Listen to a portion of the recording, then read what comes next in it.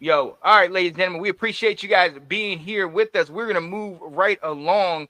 We got to move on to our next game. Johnny, you alluded to it. Got to preview the Eagles game. They are 7-2. We are 7-3.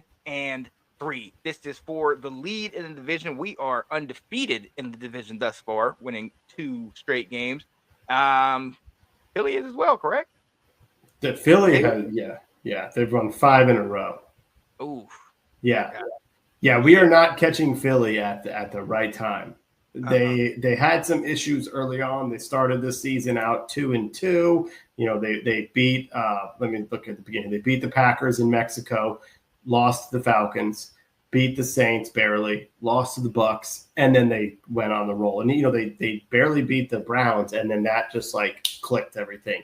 Yep. And right now the defense is playing really well. They've got Vic Fangio, who is one of the best defensive coordinators out there. It's kind of, he got the raw deal when he was a head coach. Was he Denver or was he Chicago? I think he was Fangio was Denver. Denver. He was Denver. Yeah. Was it for one season maybe, and then they went in a different direction? That is really unfair to that, because then they hired Nathaniel Hackett. Jeez, Mm-hmm. So it's unfortunate that a guy who's been a defensive genius for years didn't get enough of a chance to really do something. But he's got things going in Philly right now, and we are not catching them at the right time. I love it. Bram Weinstein said it. He goes, "It's not who you play, it's when you play them." When you play them. And we are not playing Philly at the right time Nope. with at all. No. When we're also banged up. Yeah. This was definitely the game that I was very concerned with. I really don't see any problems with Dallas this year. Obviously, the Giants, we handled them. This was the one where I felt like we could split with these guys. But to your point, after coming off that game that we had against Pittsburgh, now to come on a Thursday night, tomorrow night, and to play Philly, this is an impact. It's a huge game. And I mean, we look at matchups, and you look at their wide receivers are huge. Their quarterback is solid. We look at Saquon, they're in the backfield. If he's healthy, good God, the things that he's able to do. Then you turn around, you look at their defense, and I mean the Georgia defense, basically the dang Georgia Bulldogs and all Two that players. stuff. There's two players that you need to worry about. Who? We got Jalen Carter, Big Baby Davis, N'Kobe Dean. N'Kobe Dean's a linebacker. Linebacker. The SEC runs deep in this man over here. He's a linebacker. But talk to me about this, man, because I know their secondary. I know Darius Slade. I think Bradbury's still there. Bradbury's there. Quinyon Mitchell, the corner they got the first round pick. He's been incredible. Yeah, I mean they spread things out on defense. Josh Sweat, their edge is leading the team with 5 sacks. Jalen Carter has 3.5, but then you've got another guy with 3. Another Nolan Smith. So there's your Georgia guy. There's another Georgia guy, 2.5 sacks. Bryce Huff, the free agent signing, the guy they spent a lot of money on, 2.5 sacks. So it's not just TJ Watt, you got to double team the right side. Right. It's coming from all over. It's the inside pressure, it's the outside pressure. That they're pretty good. They've got linebackers who can run. So I'll give you that. N'Kobe Dean's undersized, but he can run. Zach Bond can run. That's kind of the idea behind them. And then they very much shored up the weakness last couple of years has been their secondary, and they were aging with Bradbury and some of the other guys, and getting their first and second round pick on corners, one being probably the top corner in the draft, and Quinyon Mitchell. It's on paper. This is scary. And didn't they get Cooper DeJean? They did from Iowa? From us. Oh, from that trade. Yeah, no, he was definitely high on our list. Speaking of guys that we wanted, that's what people got mad at. Yes. Yeah. Namely myself. I was very mad at it. Yep. But yeah, well, I mean, honestly, they match up really well against us. Honestly, and this is going to be another game that I think is going to come down to the wire, but it's going to be one that we have to take advantage of every opportunity. We cannot give them any short fields. We cannot give them anything cheap. You know what I mean? And what scares me the most, going back to offense, going back to their offense, our defense, is what we've talked about all year. our secondary. And I'm gonna tell you something. We know about Big Boy AJ Brown. We know about Mighty Mouse, Speedy Gonzalez, Mr. Daggone, Devonta Smith. But I think there's gonna be somebody else that's gonna be having this game circled. Yes, I'm saying it. Penn State's own Jahan Dotson hasn't done much this year, but I'm telling you, Will, he has this game circled. He's going to come to play because there have been people that have been slandering his name, and he wants to do something, man. But overall, they're wide receivers and tight end Goddard.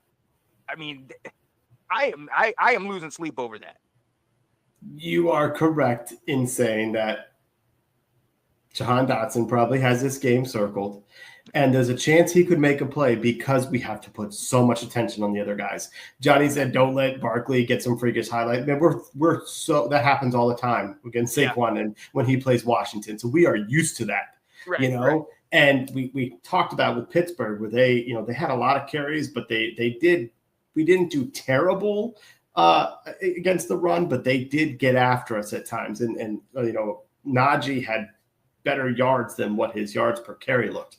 Right. And so the run game is going to be scary for us if we can stop it. Plus, they run the RPO very, very well. As all the stuff that we get excited about, Jaden Daniels, Jalen can do it himself. So that's a problem. They've got wide receivers that we can't match up against. Marshawn Lattimore's out. Okay. So we're going with, St. Juice covering AJ Brown, or God forbid if we put Forbes out there again and Brown just abused him last year in Philly. Yeah. You remember that game? That was a great game from Sam Howell, one of his best games as a starter last year. So they create matchup problems for us. And so it's going to be quite the test. Yeah.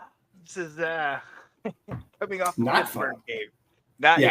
And we had 4 days to prepare for it, 3 days to prepare for this. Yeah, we're not 100%. We're not. Mm-hmm. This very well be a loss. I'm not excited about this game. And to your point, Will, I feel like we can play up for this, but my biggest concern is what kind of energy do we have? What kind of obviously the motivation of this being a division game, of being, trying to be the number one seed in our division, trying to, figure all that. But when we have this coming off of the heartbreaking loss just 2 or 3 days ago, now coming into this ball game, I mean, are we going to be able to get up for this game? I'm not worried about motivation. I'll be honest with this coaching staff. I think, kind of talk about when we saw them go up against Pittsburgh and be down a couple guys, but able to rally and kind of come up with a good game plan. Motivation is not something I'm too worried about. And Dan Quinn talks about, they were crushed. Let's also remember this team was crushed coming off that loss. So there's your motivation. I mean, I think, was it Sam Cosmi might have said it? He's like, maybe the best thing for us is we don't have to wait a week before we get to play again. We're upset, we're pissed off, and we get to play in 3 nights, 4 nights, I'm glad about that. Yeah. Right. Get it out of the way and have these guys wearing. Sean, didn't you compare Jahan to cotton candy? I don't believe I did, Johnny. No idea. I don't believe I did. Look, we got to go ahead. You know what we do, ladies and gentlemen. We always got to bring out our keys to victory. Will, you got one job, man. I forgot. I have an excuse. Yeah. We're getting a new car on Friday, so I had to turn the car into the mechanic to get the final fixing. So I don't have my normal keys. Right. There's my excuse. I apologize. I just think it. Yo, we are doing our keys to victory, where we give you guys 2 keys of one at a time. Why we think, or how we think, our team can pull off the victory against the Philadelphia Eagles on Thursday night. Will, what is your first key to victory? You can start predicting everything I'm going to say because I say it every single week, but it matters in this game too. Yeah. I'm really going to watch if the offense can slow down the game, our offense. Yep. You've talked about how important in the games against Pittsburgh and Baltimore that when we haven't been able to establish a run game, how much we've struggled, or it's been that much more challenging. In a game against Philly, the last thing we need to do is give them the ball again to go after our defense. And so it seems like Brian Robinson is tracking at the moment to play.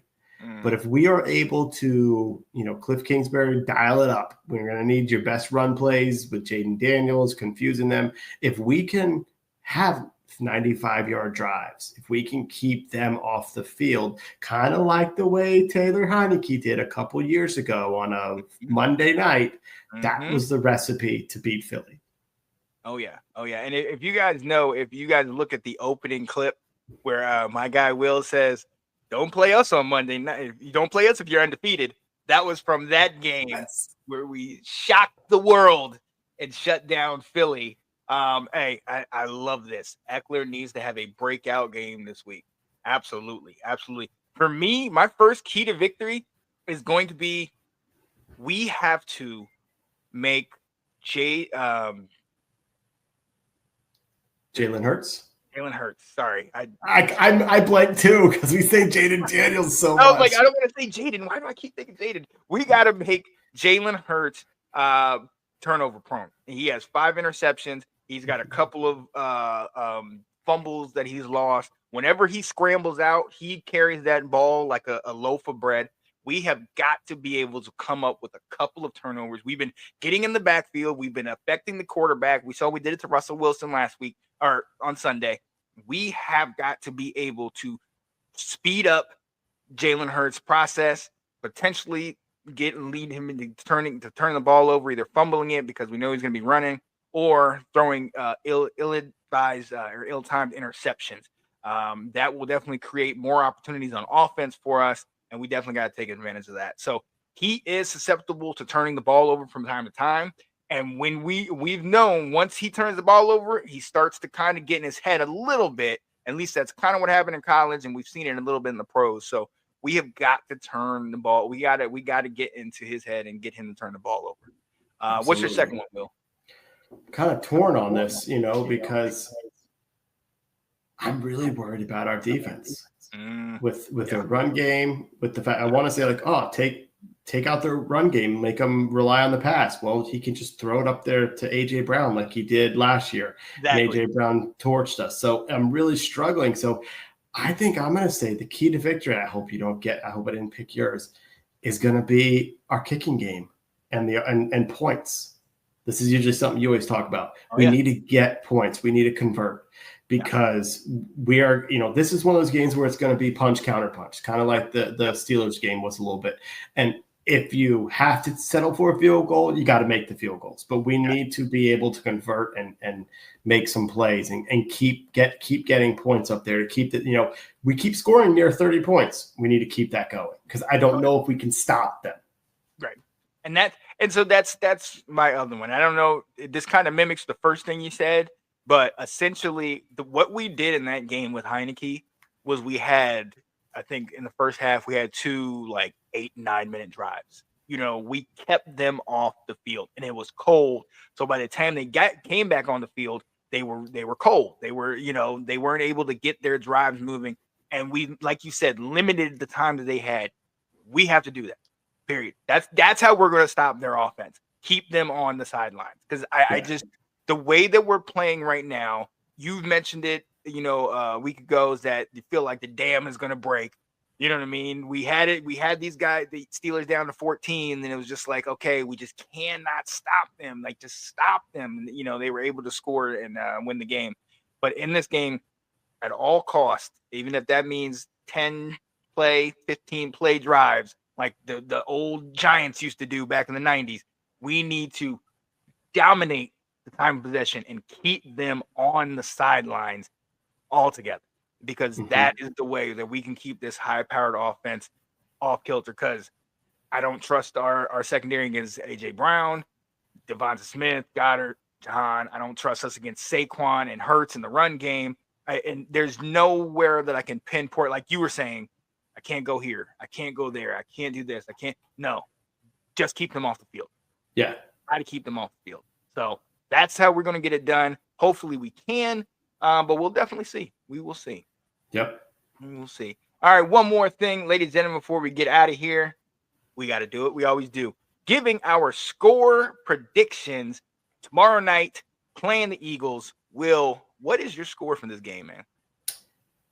It's like we said earlier, it's not who you play when you play them. We're not getting Pittsburgh or Philly at a good time. We'll see if Wiley might be able to play. B-Rob may be back, but we are, Biotis is kind of hurting there with his ankle. So I think we're just bruised up. Eagles 24, Washington 20. Ooh. Oh, yeah. Oh, yeah. This isn't the Giants 2 years ago, Johnny. We're not tying with these guys, all right? Nope. It's definitely not happening. For me, I think this is going to be kind of like that. The game with Sam Howell was it last year, where we went toe to toe with them and they beat us late. I think they're going to win 31-28, and it's going to be a Jake Elliott field goal from like 55 plus, where he's going to kill us in that. You know what I mean? But I think we're going to go toe to toe with them throughout the game. But I think it's going to come down to a field goal late in the game. So there we go.